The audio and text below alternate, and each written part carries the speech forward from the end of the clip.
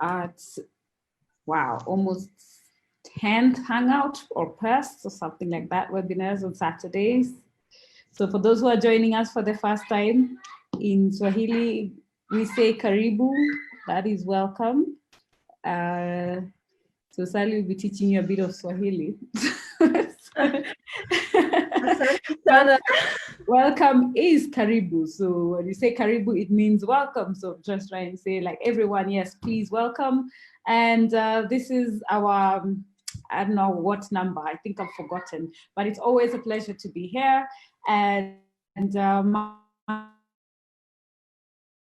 name is Sylvia Mochabo. I'm the founder of for Special Needs Persons, and our core focus is to support caregivers as one of our projects, but we mainly rally for inclusion and champion for inclusion here so that we can see that our country and our special needs children services and their rights are upgraded from what is stated in the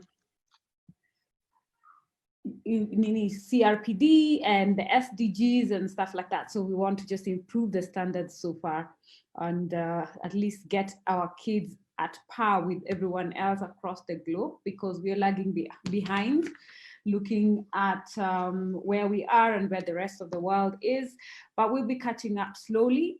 So today, due to public demand, we've had to repeat. We had done speech therapy earlier, but today is a bit different. So all of you are welcome again. For those who've been here before, karibu once again. And we are honored to actually have Sally. And Sally, thank you very much for accepting our invitation to be here today. Yes, so it is indeed a great honor. And we hope that at least today was going to be a fantastic, questionable, educational, name it, all that. And I can see we have a lot of people joining us.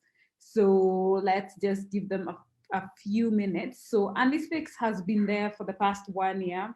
We've been able to champion for a few of the changes we are seeing. And currently at the moment, as a continent, I believe we're all being affected by COVID-19, but then it's terribly difficult on our side with our children having been withdrawn from services, education and school. We're seeing the typical kids at least have TV going on. For our children, we have not had any special inclusion programs being looked at. So we are still rallying to have that. I know they're having discussions about having therapy continued, but I don't know which of the therapists, if it's all of them, but for now, everything is squarely falling on the caregivers. The caregivers have to be mommies, they have to be daddies, they have to continue working at the same time, be the teacher, be the doctor, be the therapist. So personally, I found that to be a challenge because I'm also a special needs parent. I have 3 boys and 2 of them are on the autism spectrum. So it has been quite a daunting task, to say the least. Yeah, so to say the least, that has been, and I'm seeing at least our sign language interpreter is here. That is Maita Maureen. Let me, karibu Maureen. So I believe you'll be a better person for us to be looking at this time. So Maureen is one of our volunteers at AndySpeaks, and she helps us with sign language for our session because we've had several interests in terms of sign language being integrated in our sessions. So thank you very much, Maureen. And welcome. All right, Sally, I believe we are above 10, and that is an awesome point to start. So you can take the floor. Karibu, Tena. Okay. So I'm just getting used to how this is working. So I believe that I share my screen in a minute. So I just want to say hello to everybody. I'm really glad that you could come today. I never know which part of this screen to look at. So if my eyes go in every direction, that's normal. So I'm here today to speak to you about how to help your children at home. And it's a very simple plan. And it just explain how to engage your child's attention and then how to extend that for a bit longer into some activities that are to do with speech and language. And it's meant to be very straightforward. There are a lot of slides, but we do not have to do them all. So I'm going to just try and give you the ones that are the most important for you. And then at the end, we'll have some time for questions, and I think they'll come through on the chat. And any other questions that might come to you later on, I'm very happy to field those as much as I can. I have a little bit of experience of working in Kenya. Unfortunately, it was cut short due to the COVID outbreak. And I'm very aware how everybody is quite stuck at the moment in their own environment. So thank you for signing. I will start the presentation now, and it should last for about half an hour, 40 minutes, something like that. And then you can ask me questions. Okay, great. So let's just share screen. Bear in mind.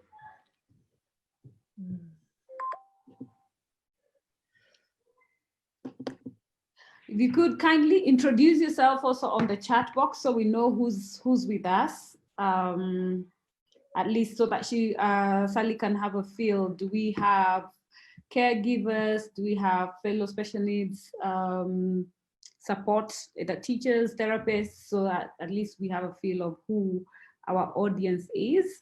And remember, we're also live on Facebook on the Andy Speaks platform. If you would like to share, you can actually do that. And yeah, you can also share out that we are on, so that we can have more people joining. Bingo! Now we're good. Can you see it now? Can you see it now? Yeah, perfect. Good. Great. To go. Okay. So this is about, sorry about the delay. This is no problem, it's fine. It's fine, no worries. This is about developing communication methods for your child at home. So it's meant to be 6 steps in the program, really. The first step is to think about how you have the right environment at home for your child to learn to communicate. And this might be a place that you set up just for that purpose. And it can be very, very simple. In the bottom of this slide, you've got like quite a busy looking room on the left side at the bottom. And it doesn't have to be, your rooms do not have to look like that at all. It could be just a mat, a sitting mat, or it could be a table and a chair that's the right size for your child. Or it could be that they're sitting on their buggy next to something. It could be that they're also, you know, on the floor with you. And I'll go over those positions in a minute. The next step is to understand the communication skills your child can learn from you at home. And that's called the communication house. And I'll go over that. And then the idea is that you can try and work with your child on their attention skills for about 15 minutes. Adapt to their sitting, hearing and seeing differences and get into their zone of attention. And then the idea is that you then extend that practice to a few different activities where you're still holding their attention, where you might develop a bit of a routine on how you're meant to speak to your child to best get them to learn language and speech off you. And then how you can add to your speech with signs and pictures for those children who are not able to pick up verbal words. So that's just a brief overview of what we're going to be doing today. So this next thing is start with the right environment at home. So you need to try and reduce noise distractions. If there's a telly going on in the background, turn it off for now. If there's a lot of music and it's not about what you're doing, then turn it off. Have clear away objects, so there's a bit more of an empty space, because that will direct your child's attention to what you bring into view. The other trick is down the bottom of the screen, there's a shoebox with a picture of shoes written on the outside of it. And the idea is to have tubs of things, because tubs of things are incredibly useful when you can see what's inside the tub, because a child really wants what's inside the tub and they need you to get it for them. So it's very good to create communication. if you have a certain place for doing a certain activity, eating dinner in the same place, playing in the same place, it can also help you organize yourself. And to have a steady routine for doing something, having a predictable sequence of action, when you eat your dinner, you know, when you play, when you have chat time, that's useful too. And I'll explain how to do that. Am I speaking slowly enough, do you think? You're perfect. No worries. Yes, you're going on very well. Okay, sorry. Right, so the next thing to explain is the communication house. Now, I had not come across this idea before I came to Kenya. I came to Kenya and I worked with Yellow House in Kisumu, and they are really using this as an explanation to parents, and it's a great way of explaining how communication works. And I will explain it now. Your communication house has attention as the building block right at the bottom. If your child is not really able to attend to your speech or things outside of what they're playing with, then really you have to work on those attention skills first. And some children have very short attention. You know, they might look at something for 10 seconds, drop it and pick up something else. So speech and language therapy starts with working on attention. So the next thing is you're working on turn taking, imitation, and listening. That's the next brick up from the bottom. And these are all things you can teach a child without any toys at all. You can teach them through how you are talking to them.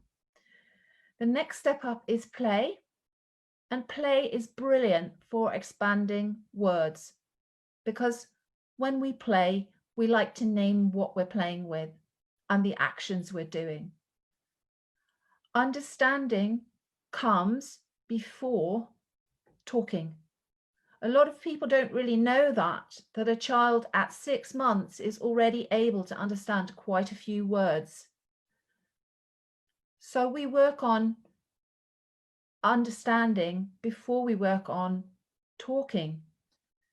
And then understanding signs also comes very early on. And then the paint over the house, the paintbrush at the top, is speech. And speech can be both talking, like putting sentences together, putting words together, and understanding sounds. And that's the final paint on the house. So we really got to get the bricks into the house before we get the paint on the outside of the house. And so a lot of speech therapists work on these foundation skills, the bricks in the house first. So although we have people coming and asking about speech, and speech is very, very important, we have to work on those bricks first. So the next explanation here is that I hope you can see the screen, because you're really, yeah, we can. The first thing to do is you've got to adapt your position to your child's position, and they might be doing different things. And the first thing is to try to make sure that they're comfortable in their position and that they actually can face you face to face. So they could be sitting on a caregiver's lap. They could be sitting on a chair, sitting on the floor, standing, lying down, lying on their side, depending on their motor skills, their physical skills. And we need them to be comfortable, so they've got to be propped up sometimes. And we need to go down to their level, and we need to help them be able to have supported movements for their hands and their arms if possible. And we need them to be able to see what we've got so that they can see what's going on. So I've actually got explanation that comes with this on all those different seating postures, but I've got photos that can illustrate it here now. So if you look at these photos here, the boy lying down on the top, he's got a cushion along his back, and he's got a cushion under his knee, and the top knee is bent, and his arms are quite free. Now you could actually work with your child on his attention skills if he's lying like that, but you probably have to get very close to the floor yourself. The next chap is in a wheelchair and he's quite well propped up, and that means that he can face you.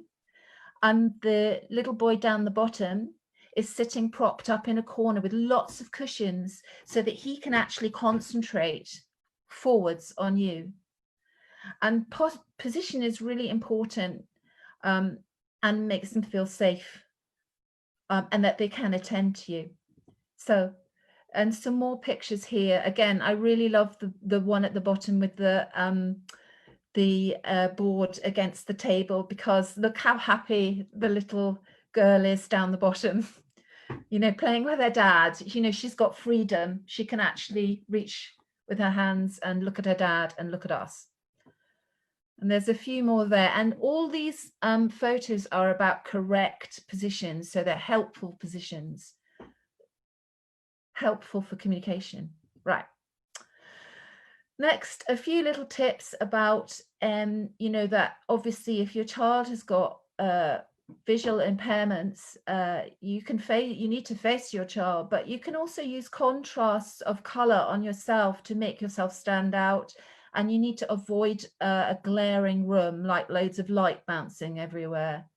And you can use objects that are nice to touch, have vibrations, have sounds. Thank you. For hearing impairment, obviously face-to-face again. You've got to copy your child's gestures that they make with their hands. And I know it's really, really obvious, but if your child has a cochlear implant, just make sure it's switched on and the battery works. Really simple housekeeping. And there's a very interesting comment the other day by Deaf Child Worldwide, who have also done some work in Kenya. They said that we can raise a child bilingually with sign language and with a cochlear implant, because spoken language is important for learning to read and speak with the hearing population, but that signed language is really quick for learning, thinking and processing. So actually that's a really good thumbs up for those two systems to happen side by side. And then just to say, you've got 10 to 15 minutes to get into your child's attention. I love these photos here. These photos here are about something called intensive interaction. Intensive interaction is where you sit opposite your child and they take the lead. You might think, oh, they're going to be bored, they're not going to do anything. You know, I need to do something with them. But that is not the case. What happens is you sit opposite them and show that you're ready to learn from them, and they will start to engage you or to make little changes, and you can start to make little changes back. It might be opening your mouth wide, it might be clapping, it might be tapping, it could be swaying, it could be anything, and it's the start of the communication, and it's all non-verbal, all without words. Could be with sounds. Those sounds do not have to be words. So you can join in, you can mirror, you can see how your child reacts to you. You don't need anything in your hands at all because you are interesting. And that's true even when you're with a child, say, for example, with autism. They still notice you. They're usually incredibly sensitive to what you're doing and how close you are. Okay. So the key to this bit of getting attention, and I say that you should try it for 15 minutes, really. That doesn't mean to say that your child has to attend to you for 15 minutes. What that means is that you need to attend to your child for 15 minutes. It's the other way around. It's like we give them the time to have our attention. It's that way around. Okay. So you're face to face. You use your voice carefully because some children don't like loud voices and switch off. You approach them. Be willing to move to exactly where they are. If your child is lying on a bed or something, then you can approach them and you can create a place where you are maybe lying side to side with them. You can copy what they do.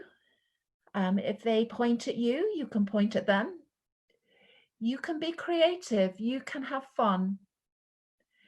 You can give them choices of things by, for example, holding two things up in your hand, like, you know, these kind of, I've just got this at the side, you know. You can hold two things up and see if they look at one thing or the other. And then you can pass them the thing they're looking at. Okay, that's a really simple trick.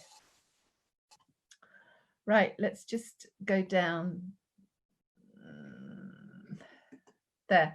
Okay, so the aim is to slowly lengthen the time that your child can attend to you. So you're teaching attention.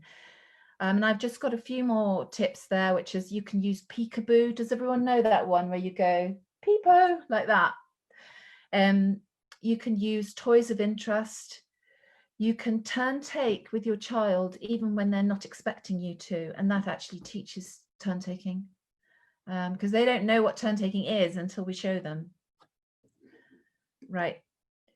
So this is another, just a really a good list of, you know, what you're doing. So you're letting your face and voice show you're interested, you're joining in, you're taking turns, you're giving them personal space, you're tuning into what they're doing, you're imitating them, you're using a lot of pauses where you wait to see what they do back, and you've got mutual enjoyment. So there's no agenda, no plan, just time spent together. Now, this is very, very different from what we think of as teaching, because in teaching, you have a plan, usually, whereas this, there is literally the only thing that you're doing is staying with your child and giving them your attention. Okay, I hope I'm going on it. So imagine that you have two nice sand castles next to you. I know what I would do as a grown-up. I mean, even as a grown-up, it brings out the child in me. I look at the sandcastles and I think, I want to go splat on the sandcastle. And so when you're doing this attention building activity, you don't put your hand on the sandcastle first. You see if your child does. You see if your child puts his hand on the sandcastle, and then you copy. And that's what's so nice about it. So you can use different things for building attention. It can be absolutely anything, depending on the age of your child. You know, it could be as simple as a ball rolling. It could be your face. It could be that you've got a necklace on and they like the light of hitting the necklace. You can take the necklace off and show them. It could be, for an older child, it could be Uno cards because they like the shape, or they like flicking them. And I've got a hyperlink here to something called Bingo the Dog, which you probably know about, which has got a fantastic soundtrack to it. And some children love it. So it could be just a piece of music.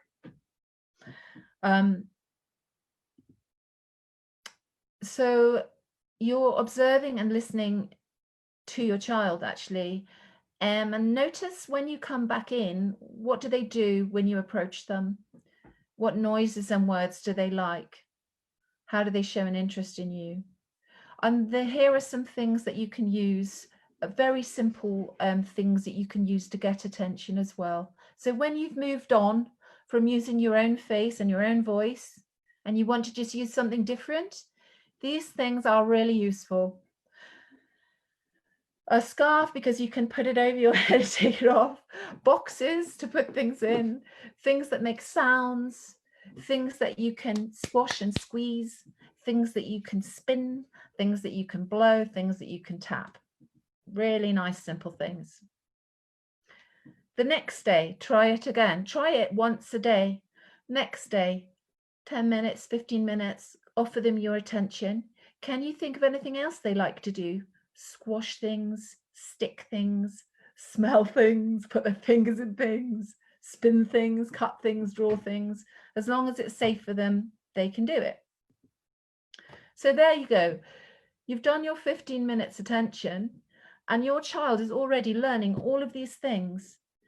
They're learning, if you start at the bottom of the screen, they're learning attention, they're learning turn taking, they're listening to sounds, they're learning people and object play, understanding a word, seeing and copying your hand movements, and maybe, hopefully, they might be copying some speech sounds or even words, and that would be wonderful.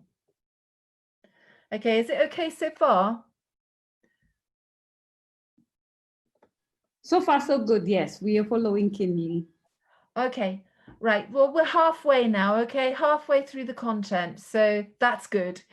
So there'll be lots of time for questions, and I'll just go into the second bit. The second bit is really about how do you extend this practice beyond basic attention to, you know, building sounds and words and joining words. So what I've done is collected some ideas that might be useful to you at this stage.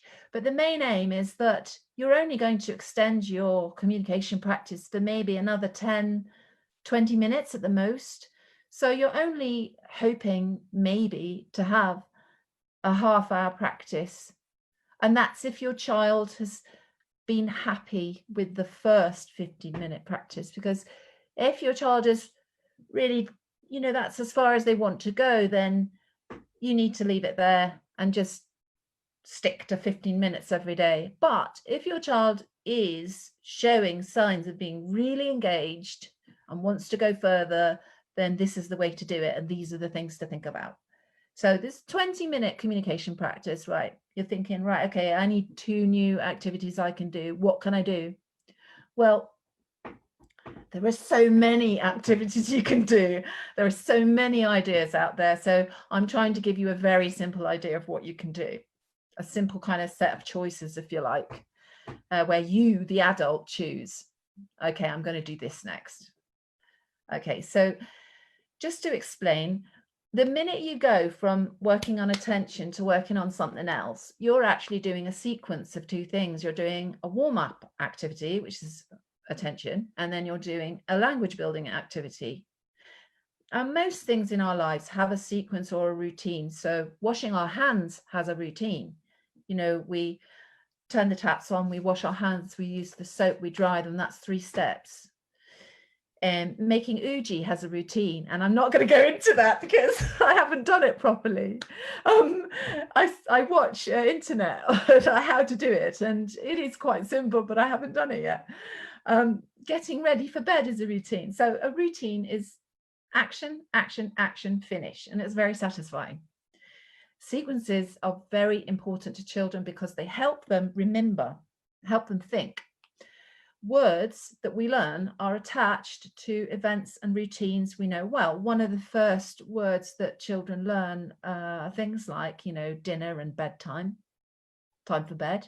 It's one of the first things they learn because you say it every day, so they're going to remember it. So this slide now just shows a routine of two activities. So it could be that you play music and you jump around the room, and then you play with cars. It's very simple. I did have a card like this with the Swahili words on the top, but I've got muddled in my head and I can't remember them. It's something like Basia or something like that. So it's now and then.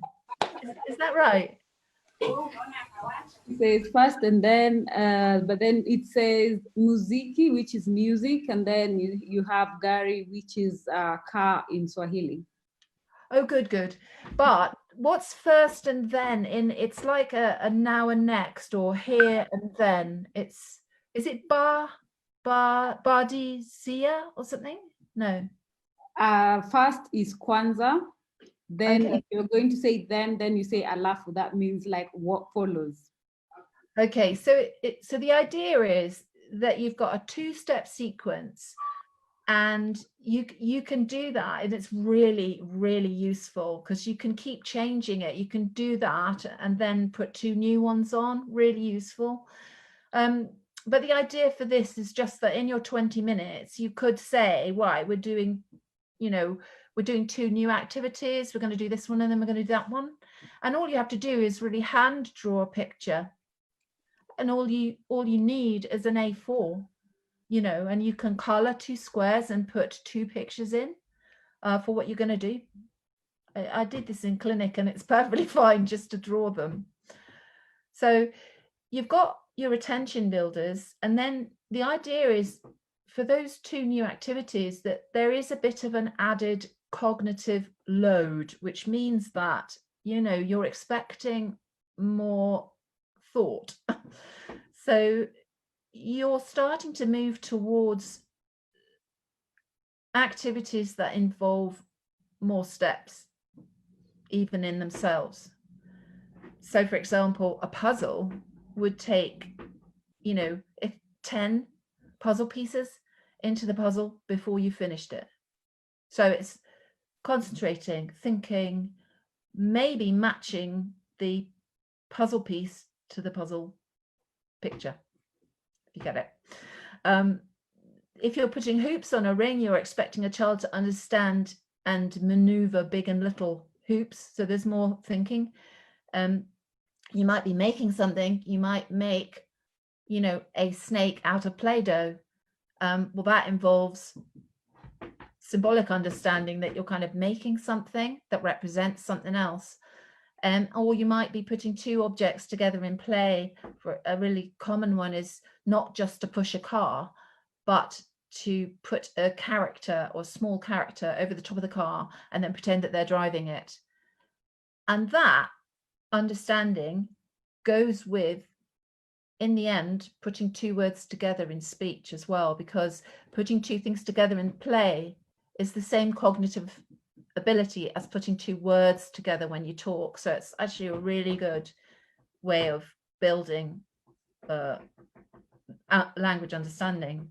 So there we go. And if children know that they're not having to concentrate for too long, then that helps them, because we all concentrate better. Like if you knew there were only 5 slides left, you would concentrate better because you're not worried about how long it's going on, and children are the same.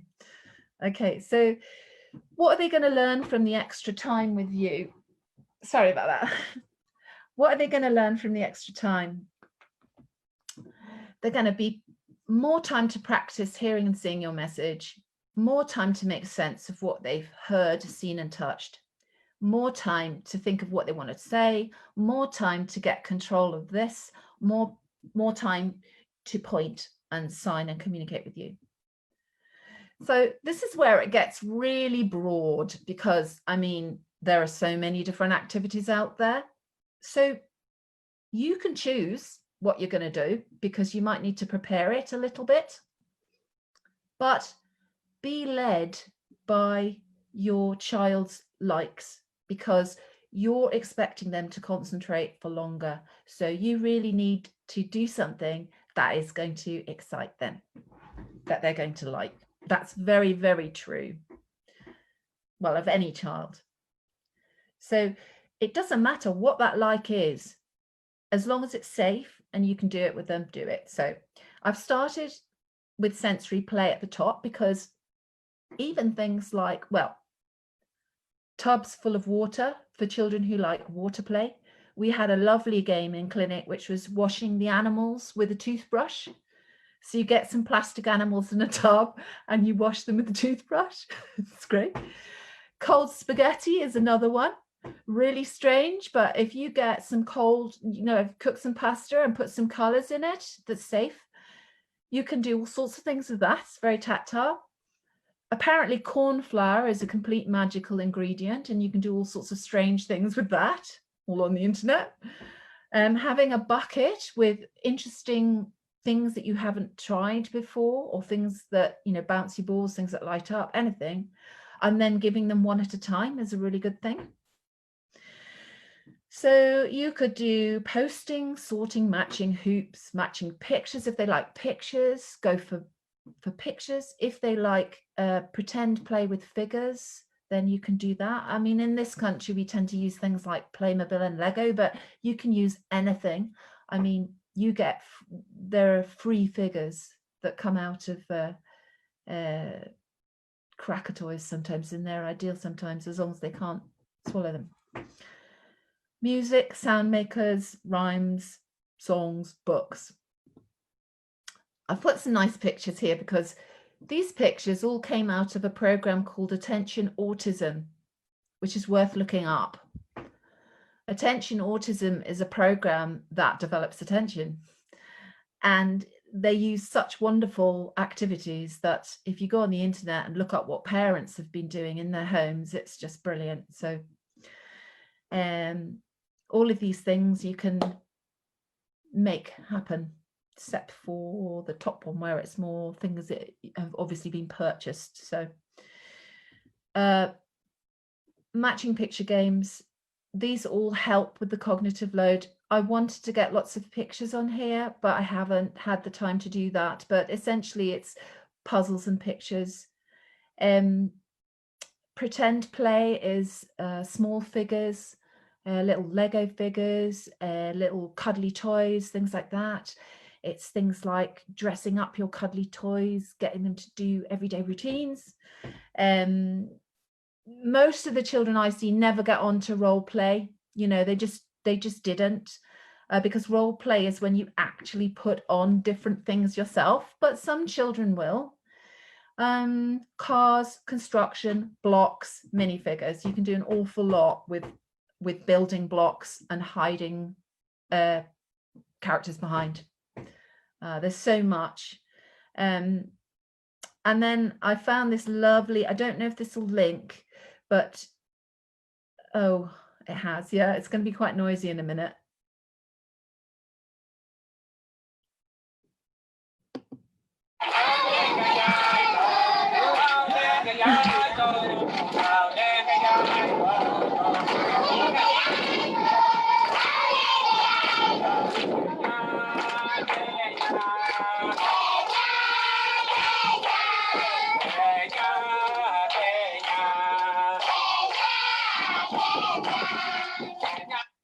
Okay, the reason I played that is because we all have songs that we know, and sometimes that not many other people know as well. You know, there are songs unique to you as a parent that you know, that you got brought up with, that you were brought up with, sorry. And they're the kinds of things you sing in the bath and the things you sing to your children every day. Now, these songs and these rhymes are the most important for developing speech and language,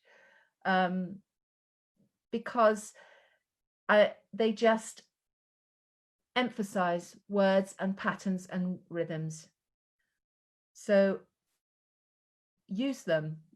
So as part of your routine to build your child's attention, use songs, use rhymes. It's a really good thing to do. So I really like this. I don't know if we've got, I'll just check the time, but I'll just show you. I hope people are aware. I don't know if I can ask a question.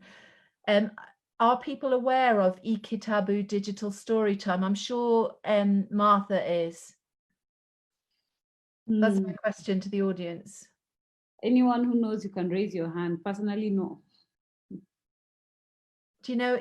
Okay, eKitabu digital story time is a sort of, I think it's a new channel, if you like, as part of eKitabu, and they're playing digital signing story times every, I don't know if it's every day, but it's absolutely wonderful. And it means that people can pick up the signs, and they're also really lovely, simple books, so that if you're not signing, you can still pick up a lot of language from them. And it would be possible for you as a parent to sort of learn the signs, learn the words, and then go through the story again. Okay. I'll just show this. Don't know if it'll let me.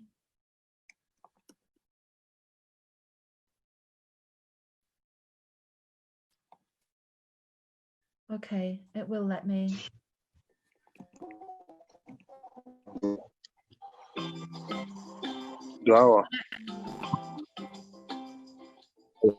Hello.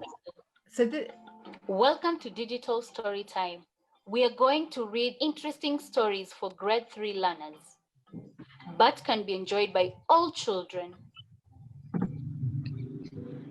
Yes. Each story has a title, a body, questions, and a glossary for you to learn new words and signs.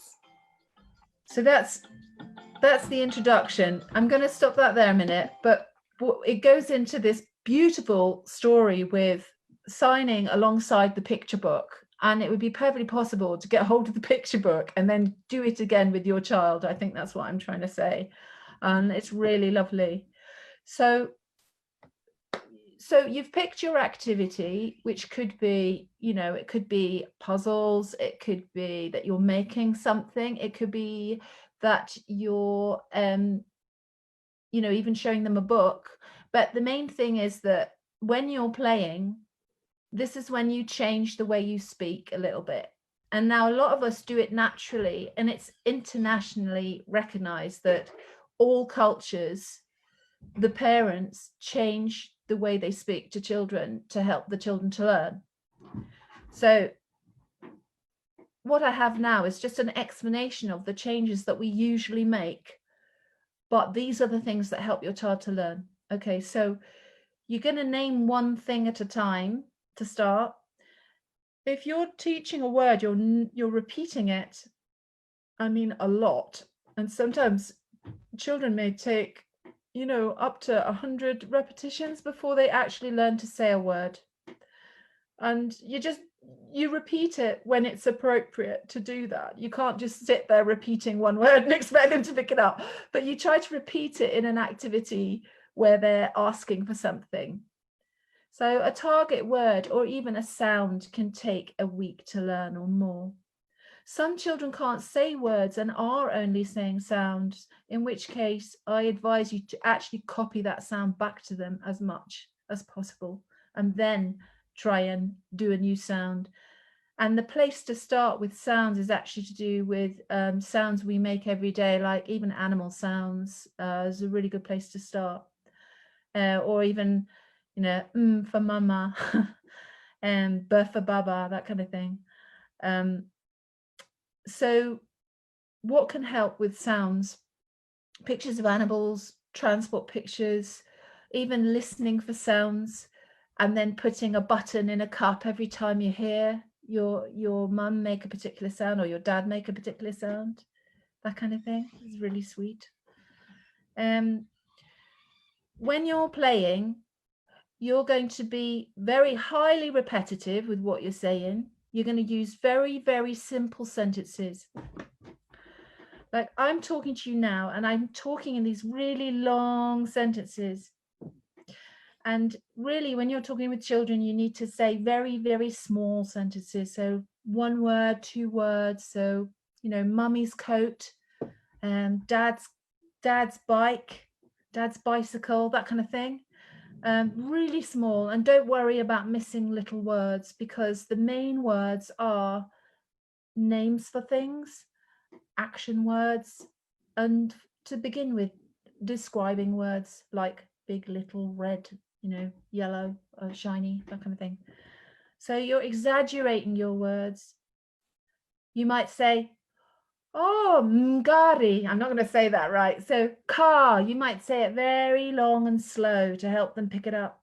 Slowness of speech. So it's official that these changes we make to the way we speak make it easier for children to pick out the words we're saying. So you might be commenting on what people are doing.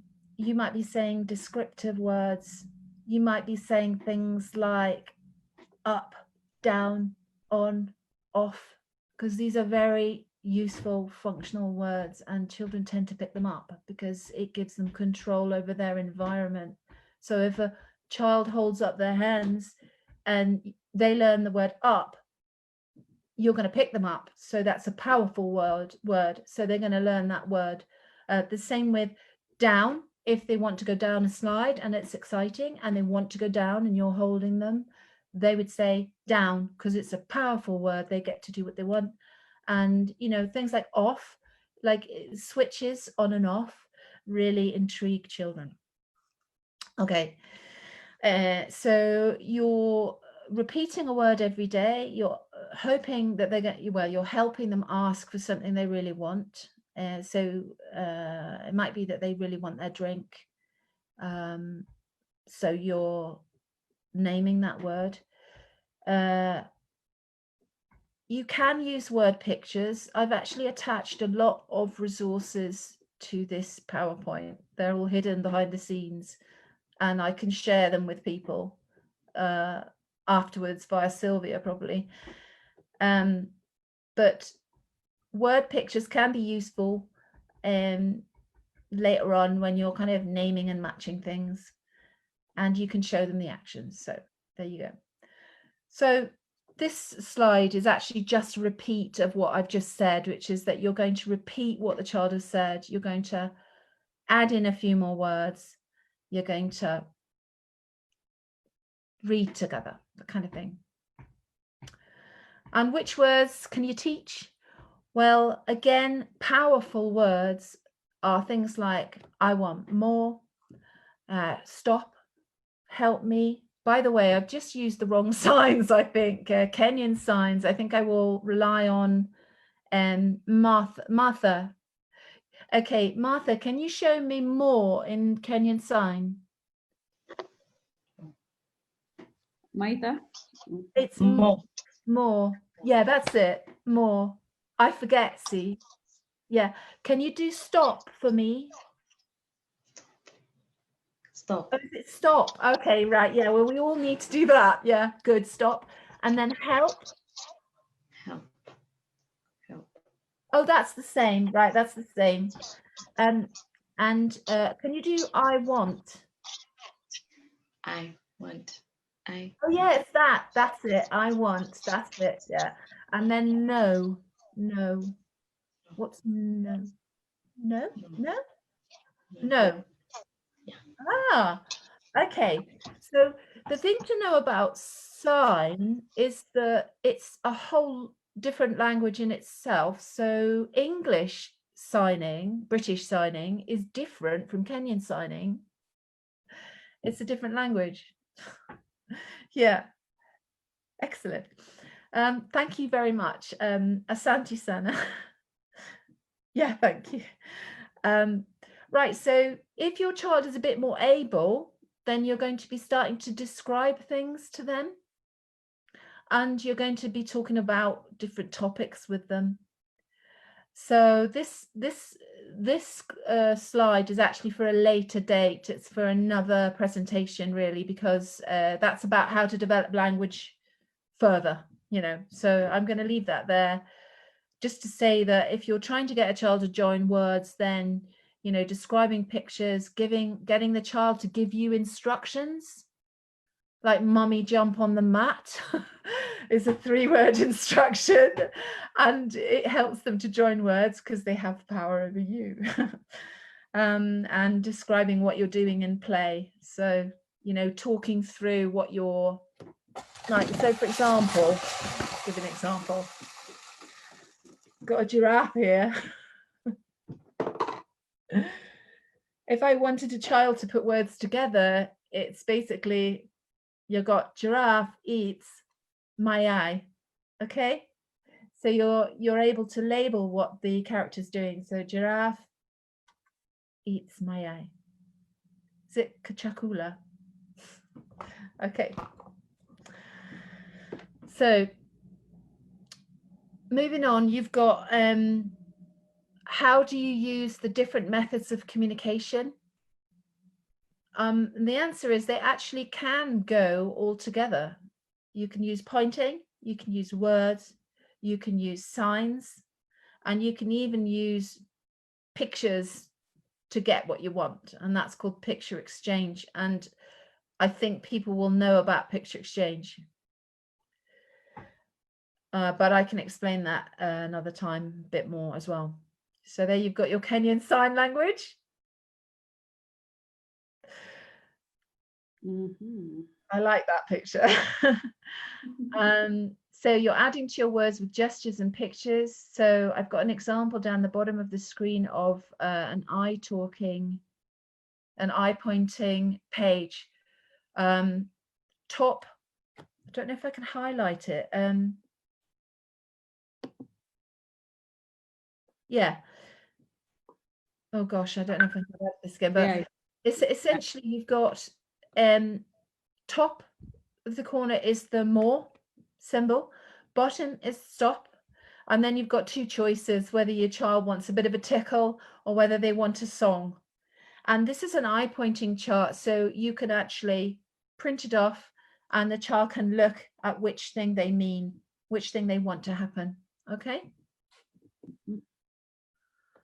Okay. So after that, you've also got a chance to, when your activity is over, your longer activity is over, you've got a chance to even get your child to help them tidy up. Get your child to help you tidy up, and that gives them another chance to use their fine motor skills, and for you to name actions and name places. So you can name verbs like, you know, put this back, give this to me, put it on this, under this, in this. And that just is a really good way of getting more words and talking about more words. So the conclusion is that you're not going to be able to get everything you desire at home and all the best activities, but actually the best activity is actually you. You are the, how do I put it, the creme de la creme. You're the most important ingredient in your child learning speech and language communication. So it's not really as much about the things as about you and how you give interest to it. So there are lots and lots of different activities, fun activities that you can do, but the person that makes it interesting is you. You know, because if you got something really interesting and just left it on the floor in front of your child, it's not going to be interesting. It's you showing them how you do it that is interesting, and that keeps their attention, and that's what helps them to learn language. So you are the most important thing in the toolbox, basically. Okay, so this is another example of some wild and wacky activity that they've been doing in attention autism, and I can't even work out what they've done here, whether they've mixed up corn flour with colors, and they've just created a spectacle like that, and that is really fascinating. So a child will be looking at that, and if you went, oh, it's all long and drippy, wow, you know, they might learn the word wow. Finished. There you go. So last slide to completely finish is, remember in this time of COVID that you are not the teacher. And that's incredibly important, that you're not the teacher. Teachers are absolutely wonderful and they have a curriculum that they're following. But you are not the teacher, you're the parent. And so the main thing is that it's fun and that you keep your relationship good with your child. So if they are struggling against something that you're doing or against having to stay still or anything, then change the activity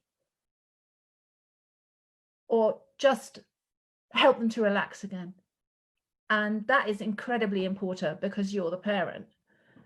Don't ever let a program interfere with your relationship with your child. So this is just an idea of what you could do.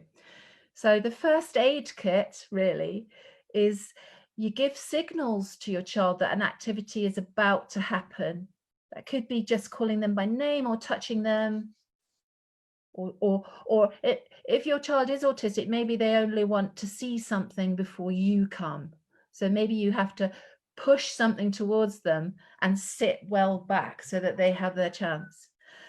Position yourself so your child can see and hear you. Use a calm voice. Wait for your child to respond. Have favorite activities nearby, because sometimes if you go off for a long period of time to look for something, it can kind of go wrong. So wait for your child to respond. Be aware of your own stress level, use clear and direct language, and allow for happy changes when your child is, you know, You think they're not going to concentrate for much longer. And don't try to do it for too long. And there you go. Short and sweet is the best, and regular. There you go. That's it. Finished. All right. Thank you, Sally. Thank you very much for that lovely presentation. I'm sure we've learned a lot, and at least the basics of how to supplement learning for the children, especially with the sign language. I can see one question that we have in the chat that is, someone has asked, what apps can I use with kids? Ooh, gosh, that is a biggie. What apps? If you're talking about communication apps. Yes, I believe that's it, communication apps. Okay, there are free ones out there, but I do like the Grid, and it might even be Grid. I'm actually not sure what version it is now because they change it very frequently. But the Grid 6, it possibly is now. It used to be something you could get hold of on an iPad or an iPod. It's harder to get hold of it on an Android because it's just harder, less compatible. But something called Grid Talk is really useful. And there, do you know what? It's a while since I've looked at it, so I'd have to go and look at it up again at the moment. Yeah, but Grid Talk is the one to look at first, I think. There you go. All right. So for everyone, kindly, if you'd like to ask a question, raise your hand or at least put it on the chat box. Then there was a question that if the storytelling platform, is it for free? Oh, the Ikita, yes, because I got hold of it. I mean, I just I heard about it from a webinar to do with literacy and education for deaf children in Kenya, and there's a lot of work going on at the moment to improve that whole service for children who are learning signing. And there's a lot of, I think there's a lot of resources have gone into it. So it's free. Yeah. Okay, so that's free. All right, that is fine. Those who joined in late, we had Sally here taking us through sign language, and she has finished the presentation. We shall, of course, be putting that on our social media pages. Currently, we are live on Facebook, and we shall be doing the same after this. We shall have it well packaged and put out on YouTube. So I don't know if there's anyone with a question. If you have a question, please raise your hand so that we can give you the opportunity to ask a question. Remember, this is interactive. That's why we call it the Hangout, so that it's just not a webinar where someone comes and talks and we go home. So it's a bit. I might have talked for too long. So that at least we have you taking part in this conversation. Just to ask, yeah, for I'm trying to see for those with like severe cerebral palsy, the children with severe cerebral palsy. I know most people always ask, I start speech therapy, when will the child speak? Just because they're making cooing sounds now for some of them, does that mean that they're ready to start talking? And how do I encourage that so that it could come faster or something like that? Kindly just let us know about that. Well, it does take some time, and sometimes the speech doesn't come in the way that we expect it to. So it's a long, slow process of learning different vowels and different sounds in words. And sometimes a child learns to make some words recognizable, that we can understand them, but they often need supportive communication alongside that, like being able to show, have a communication book with pictures in it to show what they mean as well. So the answer is that speech therapists are very open-minded and will work as hard as they can with your child to move them on to give them an increased range of sounds, but sometimes it's not possible to get all of those sounds and all of those words. And so we have to use alternative methods as well, alternative methods of communication. You said about sometimes they're cooing. Yes. Okay. Well, cooing and babbling is the first part of learning to talk. So it's all about control of lips, tongue, and what are called the articulators. So lips, tongue, and moving them to get the right sound. So it's all about learning patterns of movement for your muscles, really, with cerebral palsy. And that's a very difficult thing to do. We know that because they often have difficulty with their gross motor skills. So we know that it's a long haul for control over this as well. But using a variety of methods, they can get a long way with their communication skills, and often their understanding is great. So it's extremely important they have access to speech and language therapy in some way. That's good, at least that's encouraging. We have another question. She says, hi, my son is 5 years and repeats every word I speak. Does it mean he will speak soon? I know that's echolalia, but then what about now actual conversation?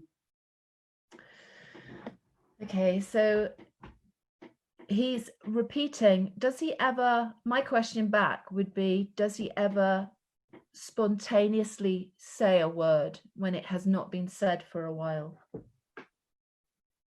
Z and D, please answer. You can just let me unmute you, so you can just I've unmuted you. Just speak. Hello. Yes, we can hear you. Yeah, my son is 5 years old. Wherever I speak something or any word, he repeats after it. And sometimes you can see he's understanding But what it means. She had asked you. Yeah, so he'll repeat after you, but does he ever use it first? Sorry, I can't hear.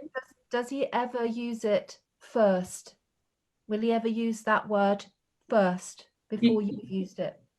You can speak it sometimes at any given time, not related with what you are doing. Yeah, but it's still a start. It's still a start. Children like to repeat words they like the sound of to themselves, and then eventually we're trying to train them to use them functionally with us to get something. So what is the word that he repeats? Like now we can say red color. You can always say red color. Sometimes there's no red around. Yeah. He says there's no red around, does he? Yeah, there's no red around, anything red around, but you can say red color red. Oh, that's lovely. It's really lovely. It shows that he really likes those sounds. You know, he probably likes the sound R as well, like the, you know, because it's a, he probably, in a way, likes it almost like you like the taste of a word. It's a sensory feeling of saying the red around, you know, it's a really, it's got a nice kind of repeated thing to it. The thing is that some children learn to say phrases they really, really like, but they don't use them to kind of ask for things from us. They use them to sort of talk to themselves, you know, to make pleasing sounds. I mean, have you ever come across a child that just hums to themselves because they like the sound of the humming? It's sort of a bit like that. So what you're looking for with your child is that you're hoping that you can introduce a word to them that will get them something that they want. And so what is the favorite thing of your child? You know, or what is the thing that he would ask you for if he could? Yeah, he can ask even for water. He can say water. Good. That's Those are great. the few words. Water. Maybe he loves chips. He can say chips. That's You can great. say food and they can say chips and they cry all over. Oh, that's great. Sorry, I say it's great that he's crying. It's not great that he's crying, but it's great that he's got some words and he's using them to get things he wants. So that's a start. So you can, you know, try and get 5 words like that. And so maybe he uses 2 or 3 at the moment, and you're trying to increase it to about 5 things that he really wants. And it's, to be honest, it's absolutely fantastic that he's got 2 that he's using, because it means that he's made that connection. Because there are some children who can't make that connection, who still struggle to be intentional about their communicating, whereas your son has learned. So work towards 5 words he can use to ask for things, and then put in a word like more drink. Sorry, I'm using the wrong sign. More drink, you know, more biscotti, or Okay. Maureen is signing the Kenyan style. I'm trying. Oh, well done, thank you. Which one is it again? Do the more. I wasn't looking properly. That's it. More, yeah. Thank you. Yeah. So the answer to you is that he's on the way. And that actually, can I just explain that when he says read around, you might think, oh, he's using a longer sentence now. It's great. He's going to be joining words soon. You might be thinking that, okay? But there's a big difference between saying something because you like the sound of it and saying something to get something. So at the moment, he says drink to get a drink. So he's using single words, right? Yes. Read around sounds like 2 words, but he's not using it functionally. So what you have to look at is, okay, he's saying 2 or 3 words to ask for things, and he's using 1 word at a time. So I need to teach him more single words first. And then I need to teach him 2 word joining, but in a functional way. So if I teach him more drink, then, and he gets more drink when he wants more drink, then that's functional. And that's the development of language. Read around is brilliant for fun, but that's what it is. It's fun. Fun with word sounds, which is good as well. Okay? Yes. I believe that answers it. The other question I had is when I came to the UK and I visited a class, I saw that there is a mix of PECs, there is a mix of sign language, the one that's called, is it Makaton? Yeah, that's, yeah. Yes. Yeah.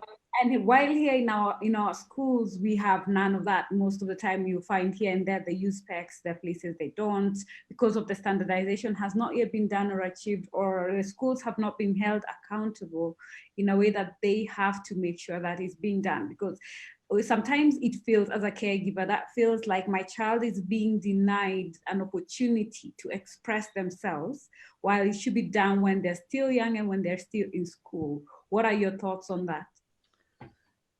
Okay. First thing to say is that in the UK, it was also a struggle in the early days, not so long ago, say the 80s, 90s, it was, and further on from that, it was a struggle for schools to adopt or to use, for schools to use different practices to do with, okay, now we have to use signs, now we have to use picture PECs. And it was only when something called total inclusion was introduced that those practices changed, and still even up to sort of late 1990s, almost 2010 even, you know, therapists and other people still go into schools, even special schools sometimes in the UK, and go, well, have you tried it like this? Have you tried it like that? So it's an ongoing process. So don't feel that you're too far behind, because it's an ongoing process where everyone has to support everyone else to use methods that seem a bit harder at first, you know, to get them fully meshed in. And your question about whether you can use signing and PECS together, the answer is yes, you can. You can use systems sort of overlaid on top of each other. Some children definitely don't like sign and don't even pay attention to it, and it irritates them, and they can use PECS. But there is no problem with putting these methods like that. The real difficulty, as you said, is getting everybody trained up to use those methods, because there's an awful lot of misunderstanding. You know, a lot of people think that PECS is, you know, as soon as you put some pictures up in a classroom that you're doing PECS, but actually you're not. If you've got pictures up in a classroom, that's brilliant. You're using pictures and symbols and showing sequences. But if you want to use PECS, it's a very, very structured thing that you sit down and you have 2 adults with the child to begin with, and you're actually training the child, and you're moving through phases, very, very structured. And then eventually the child becomes independent. There you go. All right. Okay. Sorry about my long answers. No, that's good, because it explains in detail. It explains in details, and that's something that's good. The other one was, at what point should it be advisable when a child just starts, like when they start stringing sentences, at what point should we introduce like a secondary language? You know, like here in our country, you have English, you have Swahili, then you have your mother tongue. So is that a whole lot for a special needs child? Or because sometimes you'll find, I'll give you an example. I was watching a series that had captions, but then the original was in Chinese, and I realized that they picked up words very fast. So should that prompt that I should focus on that, or try and get them to learn the language because they are picking it up, or just like, yeah, so because that got me a bit confused.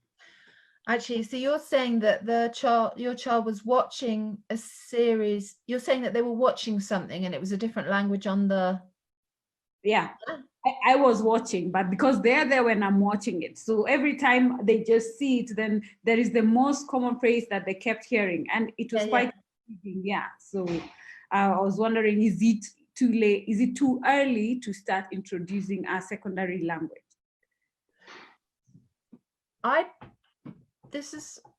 Do you know what? I haven't read the recent research, the most recent research on it. So this is kind of my take on it, really. Mm-hmm. My understanding is that if you're learning something at home naturally, that it's fine to continue with that. If they show an interest, I mean, obviously hearing a couple of words on a different language program on the telly is very different to the normal context of your language at home. So if you're speaking Luo at home, for example, or Kiswahili at home, then that's what the child will learn at home. If they go to school and they learn English and the main language is English, then that's what they're learning in school. The fact is that Kenyan children appear to be multilingual. They're not even just bilingual, they're multilingual a lot of the time. So I think what I'm saying is that you know what your normal context of language is. So you need a bit of a bedrock in one language. So if you were at home, Sylvia, you would be talking Kiswahili or English? I'd be talking English, which they understand. My nanny talks Kiswahili, you know. So, because I've realized, like, one of them has started speaking Swahili better than the English. Like, it's easier for him to talk. So I'm wondering, are we confusing him by that? Because he can engage you in both. But then he started fully stringing sentences in January, and by now he has better Swahili than he had the English as at that point. So that is that where the confusion comes in. It's really difficult, isn't it? It's I mean, my feeling is, again, to use my hands again, is that one goes like that, one goes like that, one goes like that, one goes like that again, and that I don't see a whole lot of point in, say, for example, forcing your mum to speak, you know, English, or even in you speaking more Kiswahili to him. I think that in a way you've got a natural development of language that's going on, and a natural bilingualism that's going on. And I think you can expect, if a child is delayed in language, they're going to be delayed in all their languages. It's not like, if they're delayed, if they have a developmental language disorder, they're going to have that in the other language as well. And so their progress in learning the language is going to be slower with both languages, but it does not stop them learning two languages. Okay. And it doesn't necessarily slow them down learning two languages either. It's just that they've already got a language disorder that delays their progress. But I don't think you're going to get any massive advance by cutting out one of those languages, because I think you're missing everything else as well. Like, if you were to cut out Kiswahili, you're missing out on all the culture embedded in Kiswahili. And if you cut out English, you'd miss out on the teaching medium and all the other stuff. So you can't really cut one thing out. You just have to accept that there'll be a slower progress, but it'll build, you know, because some concepts exist in some languages but not in others. So you're going to be building their language whether you've got two languages there or not. Okay, all right, thank you for that. Then there is another question. Since speech is delayed, can I take him to a normal school, or should it be a special school? That's a question that we have from a parent. Well, I would definitely say inclusion first, as in, you know, I mean, I don't know your child, so I don't know if there are other difficulties that need to be considered. And obviously your Education Assessment Resource Centre, your EARC, would be giving you advice on that. But if you just say to me now, it's just a delay speaking, and I'm thinking, well, maybe, you know, cognitively everything else is fine, and she's happy or he's happy and, you know, can sit and listen and engage, then definitely inclusion and mainstream school. Like, I don't know how old your child is, but have those chats with the teachers, have the chat with the EARC, and get them into school. You know, that's the most important thing. And being in a mainstream school is very useful and will develop them, because they can hear what their peers are saying and all the language of the playground, all that. And if that isn't appropriate, then the EARC will advise, you know.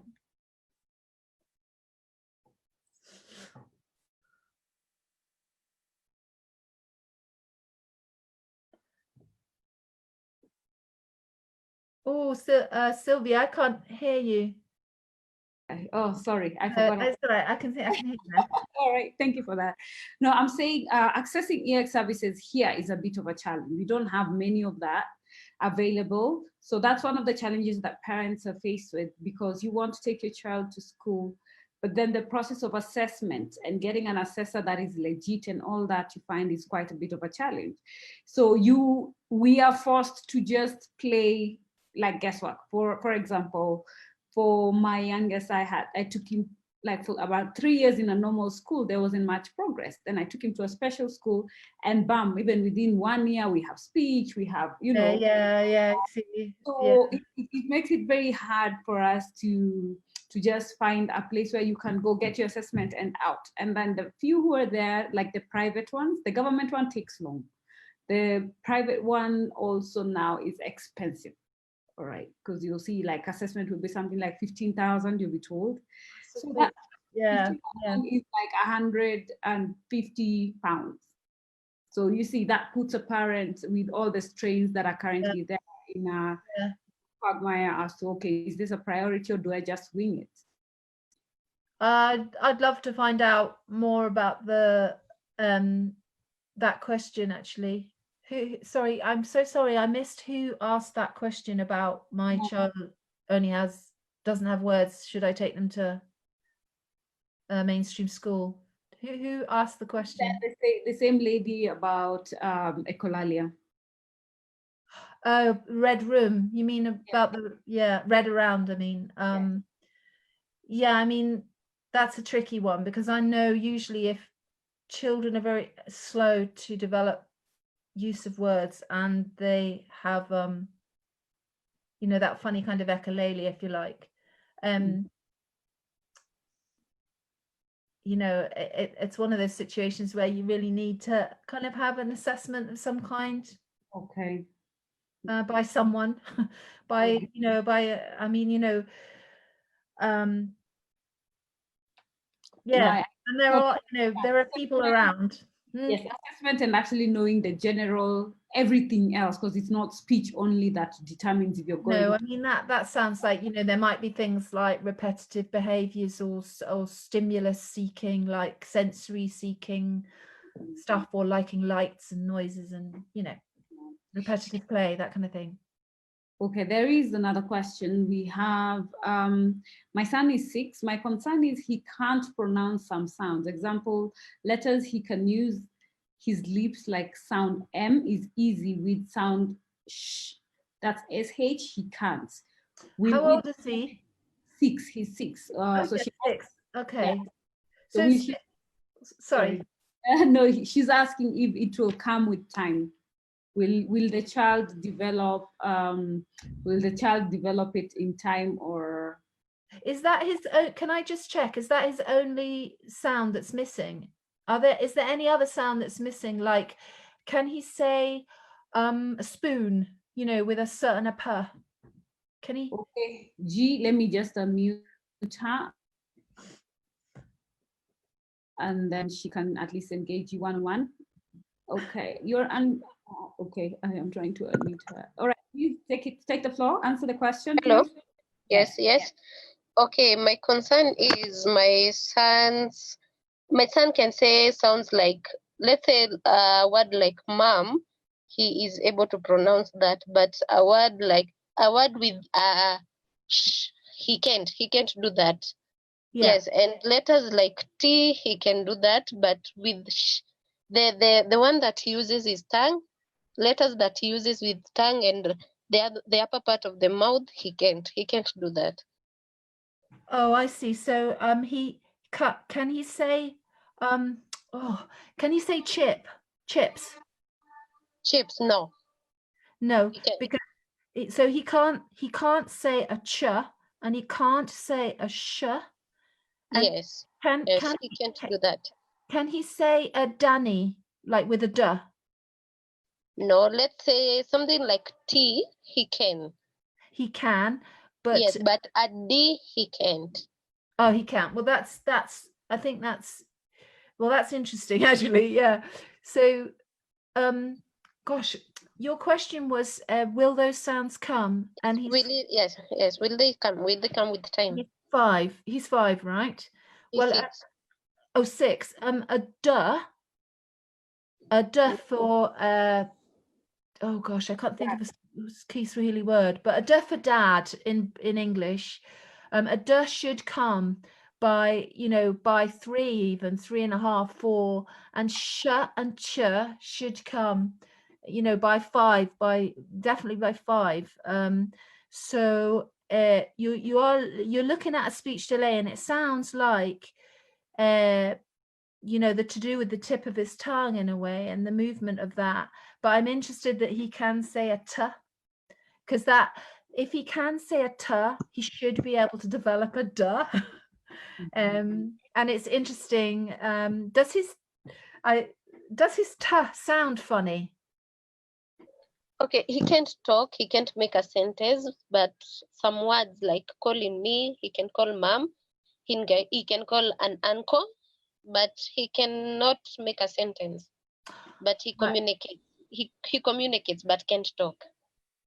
Okay, okay. So he has a language Yes, development delay as well, because is he speaking in single words, or is he putting two words together? single words, and there are things that he's familiar with, not something that just comes up. Okay, Yeah. so the other thing is that when there's a language delay, that is the limiting thing as well, in terms of his speech sound development probably matches his language development. So, you know, his speech sound development may be quite appropriate, quite good, if you like, and that maybe his language development is more delayed. I mean, was he, there are so many, there are a few different things to consider in the things you've told me. Okay. And again, it's one of those things where it would be very good to see a speech therapist. Again, sorry, I have to say it. I mean, that it would be appropriate to have an assessment of some kind, or at least, have a case history with someone where they could ask you, how his speech and language developed. Okay. That I believe I'm not seeing that there is any other question that we have. We have gone way past our usual 1.5 Sorry. No, that's not your fault. So long as the parents are satisfied, I believe that's what's key and that's what's important. And at least we've had that mentioned. I'm sure there has been gains here and there, and also on the online platform. And with that, there being no other questions, I'd like to pass on my vote of thanks. Maureen got bumped off, so I'll still say thank you for your sign language support. Yeah, thank you. I think she's gone, but I think thank you very much. Very much. Because it has assisted, because at least we've gotten to learn a few things that we can supplement that like sound with, which is now the sign part of the language. And to you, Sally, we'd like to say a very, very big thank you. Thank you for your time, taking time to set up the slides, and also to, taking off your Saturday to just be with us here and to support us. And it's pretty cool that you've actually been here in Kenya, and so you understand how things are like. No, it was really lovely to work there. Yeah, really lovely. Yeah, so that was quite cool also.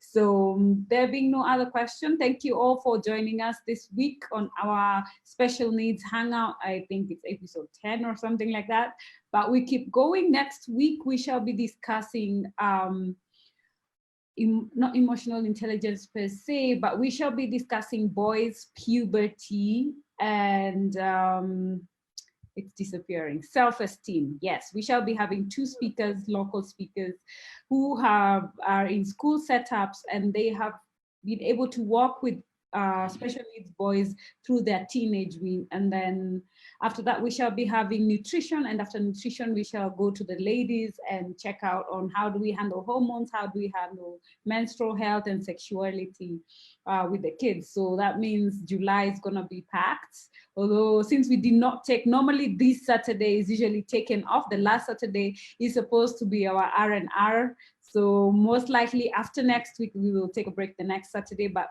for sure we will be back. So save the date, the e-shot will be out. We shall be posting also this coverage on our YouTube channel. So if there's something you'd like to go back to, kindly do so. If you would like for us to add you on our mailing list and remind you about our e-shot, send you e-shots and remind you of all the sessions that we have coming up. Also, you can drop your contacts on the chat. And once again, thank you very much for joining us. And there being no other question, as always, the way I like to finish, As a caregiver, don't forget yourself. You need to be in good shape to be able to support your child. You need to be perfect for them to get that positive vibe from you. I know right now it's a bit straining, we're all struggling, but you can do this. You're doing a good job so far, never forget that. So take care of you. When you feel you need to rest, kindly do so. Take that snooze, take that couple minutes off, lock yourself in your room if you have to. And like Sally said, remember you're not a teacher. When the child is not in the mood, leave it. When they're in the mood, they will come to you and you get better results at that point. Definitely. Yes. Is there anything you'd like to add, Sally? Thank you ever so much. It's been really, really lovely to do this today. Thanks. All right, thank you. If we get more demand, we shall call you back for clarity. I had you say this is part 1 because that was the beginning. So maybe we might have another session about getting into the complexities of language and communication. But I believe we have all gained, and well, do have a lovely weekend and pass our love from Andy Speaks to your children. I've been with you, Sylvia Moraa Mochabo, the founder of Andy Speaks for Special Needs Persons. And thank you. Thank you. Thank you. Okay. All right. Ciao and have a fabulous evening. Yeah, you too. All right. Ciao. Bye-bye. Bye. Thank you.